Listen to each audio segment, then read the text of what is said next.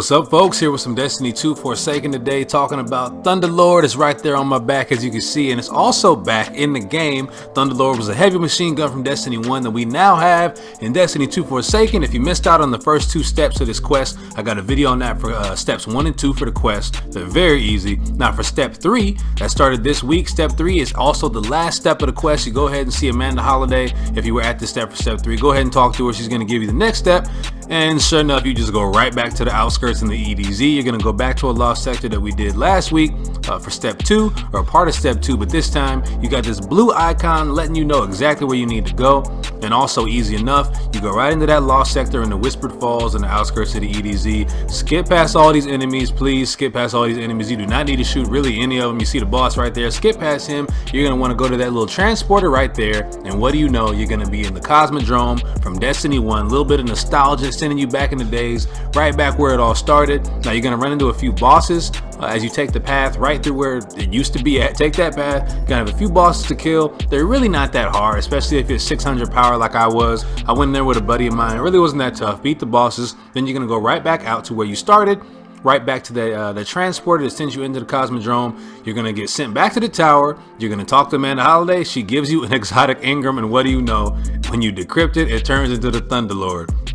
I am a little surprised that that's it. I was kind of expecting a longer quest, but whatever. Is what it is. We got the Thunderlord now. Now as for the review, we start off with feeding. Frenzy kills of this weapon increase reload speed for a short time. Lightning rounds, which makes the weapon fire a little faster and more accurately. Got arm piston rounds, polygonal rifling for the barrel. But Rain Havoc.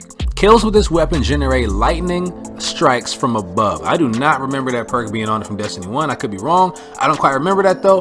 But going into it in PvE, you literally could just shoot this one time to the head, one bullet. The impact is so high. It's a heavy machine gun and it wrecks. That's the main thing from the review. If you want to take anything away from this, it wrecks. Now, as far as the Raining Havoc perk, as you see here, I'm trying to shoot enemies to get that lightning strike from above and see how much damage it's doing. And it is quite hefty. You see right there, it took the enemy standing next to the one I just killed, half his health was gone. Now, granted, these are red enemies, but you can tell that the lightning strike is doing a significant amount of damage. And I am still shooting just like 1 to 2 bullets at a time to get the most out of the bullets you have and not really run out of ammo. But then again, you can't just let it loose like I was doing right there, because it's a whole lot of fun.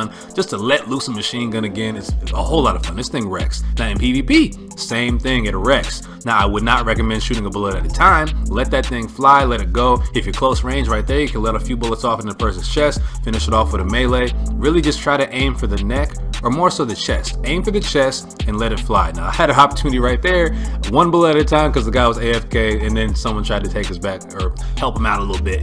Anyways, as you see, it was 41 to the head and it's also 30 to the body. That's a lot of damage. Now you get 51 in the chamber when you pick it up in Crucible. 51 in the chamber, and then in PvE, I forget how much it was. I want to say 65. I'd have to go back and check that. But overall, it wrecks. I really don't have to say much else about it. It wrecks. Go ahead and get the Thunderlord. As you've seen the last step in this video in the beginning, and also I'll leave a video link in the description below for the first 2 steps. Overall, all 3 of those could take you like 20-25 minutes tops if you're rushing through it. Really not that tough, easy enough. Go ahead and get the Thunderlord and enjoy the heavy machine guns being back in Destiny. As for this video, that is going to be it. I do hope you guys enjoyed it. If you did, feel free to like the video and subscribe to the channel. There's always much more content on the way, and I'll see y'all later.